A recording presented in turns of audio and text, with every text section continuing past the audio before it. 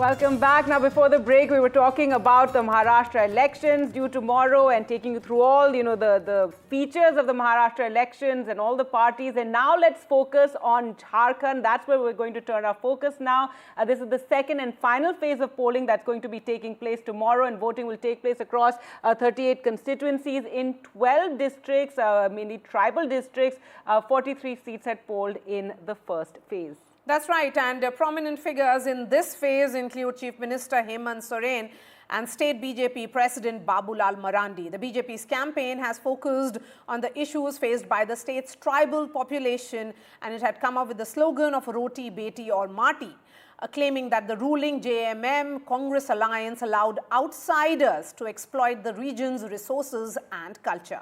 That's right. We heard all the top leaders speak on this, Prime Minister, Home Minister. In fact, this theme of land encroachment and these alleged infiltrators was emphasized by leader after leader in the state. Will it find resonance with voters? That we'll only know on the 23rd when counting takes place. Yes, and the Jharkhand Mukti Morcha, which is the incumbent here and has been dominating the state's politics, in fact, hopes to retain its foothold with support from the Congress and the RJD. Let me bring in the panelists now. Dr. Zafar Islam of the BJP continues to be with us. We have Neerja Chaudhary, senior journalist, and Tanuj Khatri of JMM is joining us as well. Tanuj, it's an important battle for the incumbent Chief Minister because he is the defender here. He understands what's at stake. But is there a sense that particularly in the last, post the first phase, the sense on the ground is of the BJP trying to get its narrative right in terms of the infiltrators who are trying to, the alleged infiltrators, if I may use the word, trying to encroach upon what are seen as the resources of the tribals? देखिए, पहले चरण के चुनाव में Bharatiya Janata party ने बांग्लादेशी घुसपैठ का जो मामला था उसको लेकर के ये चुनाव में आए और ये पुरजोर कोशिश की कि जनता उनकी बातों को स्वीकारे, उनके इस नैरेटिव को से भ्रमित होकर के वोट दे। लेकिन पहले चरण में कुछ खास ऐसा होता हुआ नजर नहीं आया और जनता ने जनहित से जुड़े मसलों को लेकर के वोट दिया। जो उनको सरकारी योजनाएं मिल रही थी उसको लेकर के उन्होंने वोट दिया।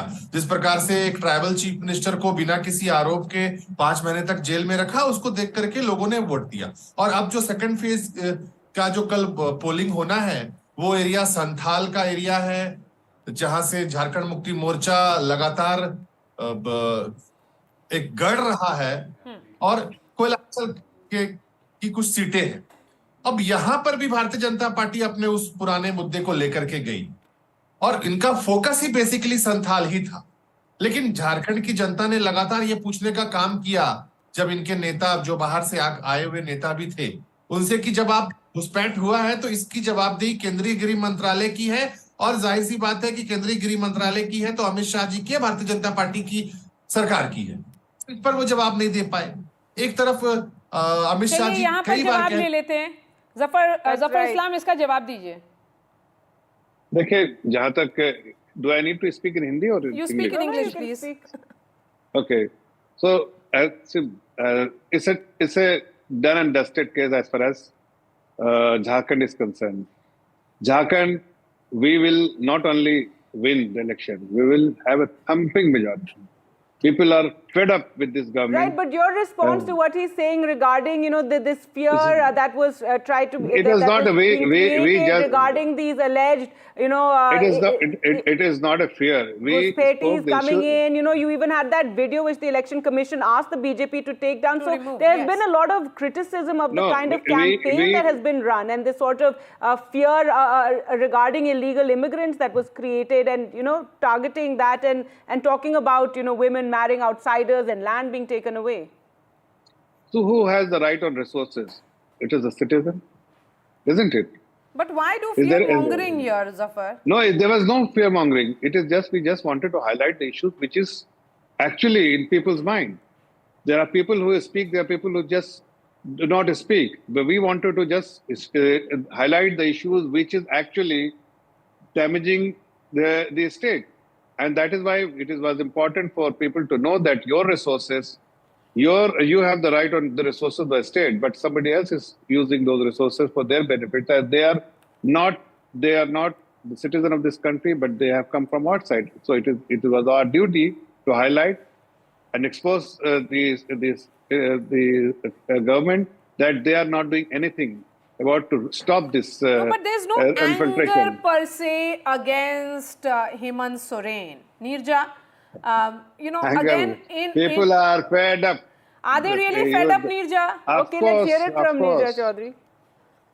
People know the kind of corruption he has done. He is a land mafia. The kind of corruption he has done is unparalleled in the history of Jharkhand since the state was formed. That no chief minister has done this kind of scam, land scam. Okay. Every district, Nirja, every your district, assessment of Jharkhand. he has land, and not in his name, but he has changed many times his name. His name is Hemant Soren. Then he has changed his name for some other name. And Soren is there, but Hemant has changed. Okay. Likewise, he has done many such All tricks right, let to own Nirja those come in lands. here. Go ahead. I think, from day one, Jharkhand has been a takkar. And certainly the disadvantage of anti-incumbency is there. Corruption charges are there. That's absolutely true. And but Hemant Soren had sympathy going for him while he was in jail. I sometimes wonder, had he remained in jail and not got bail, would he have done better? Of course, his wife, Kalpana Soren, has had a lot of crowds coming to hear her. She's been seen as a new chehra in Jharkhand.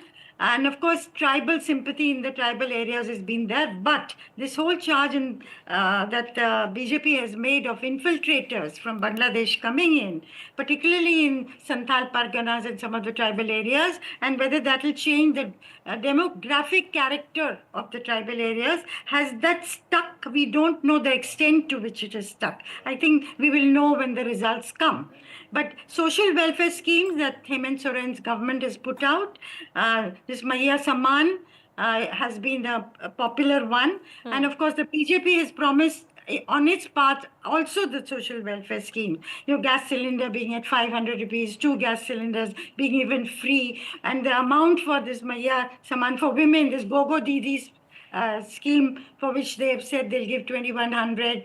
And of course, Soren's government says we will give, instead of 1,000 rupees for the Maiya Saman, we'll give 2,500. So, this competitive welfareism that we've seen played out. Now, and of course, the Congress party, which got a large number of seats, the allies, both the JMM, RJD, and their other ally, the CPIML, have felt that they probably not put in the kind of effort that was expected from them, considering the number of seats that were given to them. Now, whether that will hurt the alliance, that remains to be seen, I think. But overall, it has been seen as a takkar. Is there that factor of a Kurmi leader who has floated his own outfit, and that is causing some kind of headache to the BJP, Zafar? No, I don't know whether even people. First time I heard somebody is talking about another political party who can potentially dent Bharatiya Janata Party. No, there's no such. No, they're denting AJSU concern. votes. That's the sense. No, The so that's what I'm saying, that NDA is very intact, India's support is intact, India's vote share is intact, and India's prospect is intact. We have no political party formed newly or the existing political party can dent our vote share and vote bank. So, and the vote which actually is a vote which every now and then they decide, this time they have decided, so vote for us. So put together, we are very comfortable. Absence of the face on one side is a defined tribal leader, the only tribal party of India, which is JMM, and the party chief Hemant Soren. On the other side, there is no face per se. Do you think that's something that's concerning the BJP? You know who is leading the campaign in Jharkhand on behalf of India? Babulal Marandi ji. He was the chief minister. All right, so is that an admission there? And so he is leading. No, he is leading the campaign. Okay. He himself was the chief minister and all the floating votes which I was talking earlier, All right. actually because of him will definitely come to us and we will win. Tanuj Khatri, still a huge challenge to the JMM, given the anti-incumbency, given the challenges that people are facing in terms of prices, inflation. There's also the corruption that's a concern. देखिए, कोई challenge की बात है ही नहीं। ये जिस बाबूलाल मरांडी जी की बात कर रहे हैं, वो कोई कैंपेन को लीड नहीं कर रहे। इनका कैंपेन सिर्फ एक व्यक्ति लीड कर रहा है, वो है हिमंता बिस्व शर्मा जी।